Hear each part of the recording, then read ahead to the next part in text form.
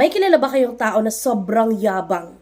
Ano kaya sa tingin ninyo ang nangyari sa kanila o nangyayari sa kanila?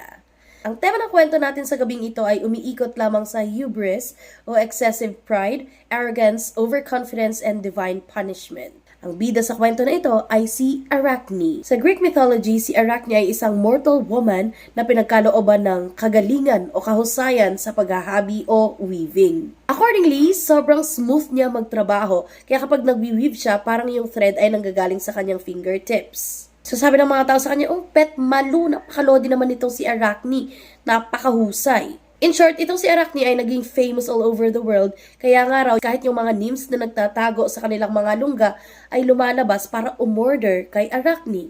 Yung ibang tao naman ay nanggagaling pa sa iba't ibang sulok ng mundo para lang mapuntahan siya, makita siya at mapanood siya habang nagwi-weave. Pero nung na-achieve na niya ang kanyang fame, ay siya namang pag-uusbong ng kanyang kayabangan, ng kanyang pride. Sabi niya, alam niyo kahit sinong itapat niyo sa akin, matatalo ko sila. Tsaka obvious naman na napakagaling ko.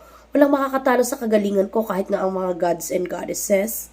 Kahit pa yung si Athena na pinagmamalaki ninyong patroness of the weavers. Nako, kiss. And mind you people ha, ang skills ko ay hindi nanggaling sa mga gods and goddesses. Hindi nanggaling ito kay Athena dahil ito ay pinagtrabahuhan ko, pinagsikapan ko, araw-araw akong nagpa-practice. Naging dedicated ako, kaya ganito ako kagaling. Andito ako sa posisyon ko ngayon kasi pinagsikapan ko. Walang kamag-anak, walang padri-padrino, walang bayad-bayad, walang suhol-suhol. Ako lang to. Narinig ni Athena. Si Athena bukod sa pagiging goddess of wisdom niya and strategic warfare, ay goddess of craftsmanship din siya. So, sabi niya, ito talaga mga mortals, parang habang umuusad ang panahon ay hindi na nila iniisip kung ano yung magiging consequences ng kanilang sinasabi. So nag-disguise siya as an old woman kasi gusto niyang turuan ng leksyon itong si Arachne. Sabi niya, hala, iha, totoo pala yung sinasabi ng mga tao na napakagaling mo pala talaga. Napakahusay mo. Tsaka napakabait ng mga gods and goddesses dahil binigyan ka ng ganyang exceptional skills and talent. Sabi ni Arachne, Lola naman, small thing, ako lang to. At katulad ng lagi kong sinasabi, mas magaling talaga ako kahit sino sa mga mortals o mga gods and goddesses pa yan. Sabi ni Athena na nag-disguise nga as an old woman, how dare you compare yourself to the gods and goddesses? Napaka-ungrateful mo. Dapat nga maging humble ka kasi hindi ka naman makakarating sa ganyang estado ng buhay mo kung walang tinulong sa iyo ang mga gods and goddesses. Hay, at saka ingat-ingat ka iha, baka parusahan ka ng mga makarinig sa iyong gods and goddesses. Lalo na si Athena, na patroness of the weavers. Tinawanan lang siya ni Arachne at sabi niya, talaga ba, Lola?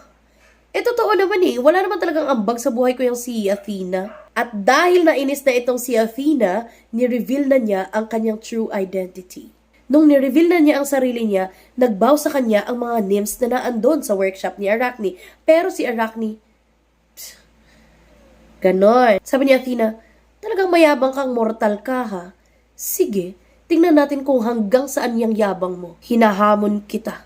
Magkaroon tayo ng contest, ng paligsahan, para makita ng tao kung sino talaga sa atin ang pinakamagaling na mag-weave.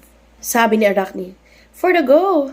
Habang ongoing ang contest, pinapanood sila ng mga tao at nagpupustahan na sila kung sino sa dalawa ang mananalo. Ang scene na pinakita ni Athena sa kanyang hinabi ay kung gaano ka-powerful and majestic ang mga gods and goddesses. Samantala ito namang si Arachne ay pinakita niya ang misconduct and misdeeds ng mga gods and goddesses. So sabi niya, wala akong panahon para purihin yung mga gods and goddesses na yan. Gusto kong ipakita kung gaano talaga sila kaloko. Sa tapestry ni Arachne, pinakita niya doon ang abuse of power of the gods and goddesses. May mga nangangabit, mga nag-aaway-away, mga nagta-transform into something para makapang-akit ng mapapangasawa, mga nang-a-abduct at kung ano-ano pa. So, na-real talk itong si Ante Athena mo. At bakit ba kapag nare-real talk ay nagagalit? Nilapitan ni Athena itong tapestry ni Arachne. At sabi niya sa sarili niya, naku, mukhang buhay na buhay, napaka-realistic. Hindi ko maikakaila na talagang mas magaling siya kaysa akin. Pero syempre hindi ko pwedeng sabihin sa mga tao na mas magaling siya kaysa akin. Dapat ako pa rin ang magaling. So, nagalit-galitan itong si Athena. Sabi niya, kayo talagang mga mortals kayo.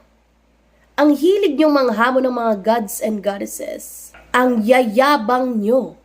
Kapag binibigyan kayo ng exceptional talents, sasabihin ninyo, Kayo mismo yung nag-develop nun. Hindi na lang kayo magpasalamat sa amin na kami talaga ang nagbibigay ng talents ninyo. Masyado kayong nilalabo ng mga kayabangan nyo. Tapos sasabihin ninyo, ka-level nyo kami? Excuse me. Sure. At dahil nga nagagalit-galitan itong si Athena at hindi niya matanggap na mas magaling si Arachne kaysa kanya, transform niya si Arachne sa isang spider. Nung nakita niya yung transformation ni Arachne, sabi niya, ayan, parusa ko sa iyo yan. Yang kasi, hindi mo dapat kinakalaban o hinahamon yung mga gods and goddesses. Kayo rin. Huwag kayong ganon. Kapag hinamon niyo pa ang mga gods and goddesses, alam niyo na kung anong patutunguhan ninyo. Pero sa isang version ng myth, nung nagkaroon talaga ng contest itong sina Arachne at Athena, ay natalo talaga itong si Arachne. At dahil hindi niya matanggap at hiyang-hiya siya sa mga tao dahil mayabang siya ay nag-attempt siya na magpatiwa curl. Pero naawa raw di umano si Athena, kaya imbes na magpag-girl siya, ay transform na lang siya into a spider. Syempre, different versions. Depende sa kung sinong gustong bumida. Ganun. Kaya raw hanggang ngayon ay naghahabi pa rin ang mga spiders at ang mga anak nila to remind us na kailangan nating maging humble at all times at hindi dapat hinahamon ang mga gods and goddesses. Kasi nga, kapag kinalaban sila, anong mangyayari sa'yo?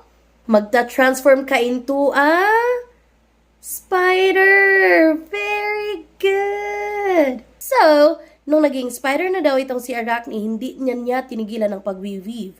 Kasi gusto niyang patunayan sa mga tao na kahit ginanito niyo ako, ay gagawin ko pa rin kung ano yung gusto ko. Yung passion ko.